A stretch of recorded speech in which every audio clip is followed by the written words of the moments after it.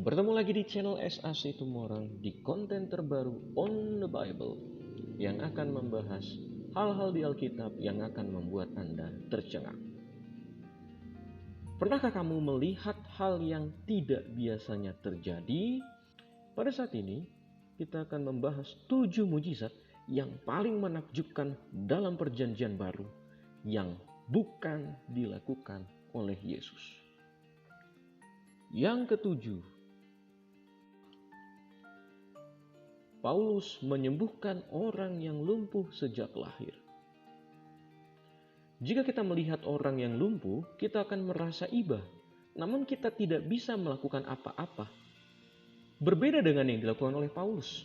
Pada saat dia berada di Listra, ada seorang yang lumpuh dari sejak lahir. Oleh karena dia beriman pada Yesus, Paulus pun menyembuhkannya, dan orang itu pun dapat berjalan.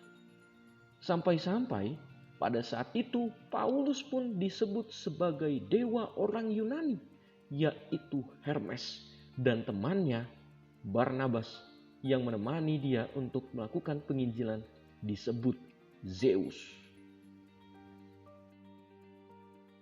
Yang keenam, Yohanes anti minyak. Jika kita terkena percikan minyak, biasanya badan kita akan melepuh. Atau pada saat kita terkenanya, maka kita akan terasa kepanasan. Namun berbeda dengan yang dialami oleh Rasul Yohanes. Pada saat dia dihukum, dia dipanggil ke tanah Roma disebabkan dia menginjil. Dia diberikan hukuman, digoreng di minyak yang panas sekali. Namun pada saat dia berada di kuali minyak itu, dia tidak merasakan apa-apa. Tubuhnya tidak melepuh sama sekali. Dan pada saat itu pun dia dikirimkan ke Pulau Patmos untuk mendapatkan hukumannya. Yang kelima, Tabita dibangkitkan. Apa yang kamu rasakan jika ada seorang temanmu yang sangat baik, senang berbagi, dan selalu melakukan kebaikan dengan memberikan sedekah? Namun, tiba-tiba dia meninggal. Hal ini juga pernah dirasakan oleh orang Yope. Pada saat itu mereka kehilangan Tabita, seorang wanita yang sering sekali berbuat baik dan memberikan sedekah.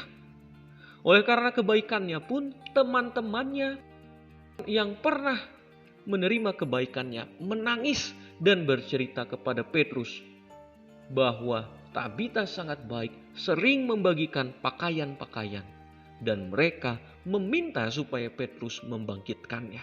Dan puji Tuhan, dengan mujizatnya Petrus pun dapat membangkitkan Tabita dengan kuasa Tuhan. Dan pada saat itu Tabita pun bangkit. Yang keempat, Ananias menyembuhkan Paulus. Apa yang kamu lakukan jika ada seorang yang terkenal jahat tiba-tiba merasakan kesakitan? Bisa jadi kita akan senang dengan keadaannya yang menderita. Begitu juga dengan Ananias. Pada saat dia melihat Paulus yang sudah membunuh banyak orang Kristen mengalami kebutaan, dia merasa bahwa tidak perlu untuk membuat Paulus sembuh. Namun ternyata Tuhan berkata lain. Tuhan menyuruh untuk menyembuhkan mata Paulus yang pada saat itu Tuhan juga yang membutakannya. Dan puji Tuhan, pada saat itu Paulus pun bertobat dan Ananias membaptiskannya. Yang ketiga, para rasul menggunakan banyak bahasa. Pada saat hari Pentakosta, setelah para rasul berdoa bersama-sama dan mereka memilih Matias untuk menggantikan Yudas, para rasul dan juga umat percaya pada saat itu berkumpul di Yerusalem. Dan bukan hanya umat percaya, namun banyak orang Yahudi dari berbagai tempat pun datang ke sana. Pada saat mereka berkumpul, ternyata orang-orang dari berbagai tempat mendengar para murid berbicara dalam bahasa mereka masing-masing. Bahkan yang mendengarkan para rasul berbicara dari 14 tempat yang berbeda. Puji Tuhan, ternyata Tuhan memberikan mujizat melalui bahasa manusia. Yang kedua, Paulus menyembuhkan dengan sapu tangan. Tahukah kamu, selain daripada menyembuhkan orang di Listra, Paulus pun bisa menyembuhkan orang lain menggunakan sapu tangan dan kain yang pernah dipakainya. Kalau kita menggunakan sapu tangan untuk mengelap keringat, maka akan kotor dan tidak bisa berguna untuk apapun. Berbeda dengan Paulus, dia menyembuhkan dengan menggunakan sapu tangan. Bahkan bukan hanya orang sakit saja, tapi orang kerasukan pun bisa dikeluarkan roh-roh jahatnya. Yang pertama, Petrus menyembuhkan dengan bayangan. Setiap orang pasti memiliki bayangan. Apabila ada cahaya, maka bayangan akan selalu muncul.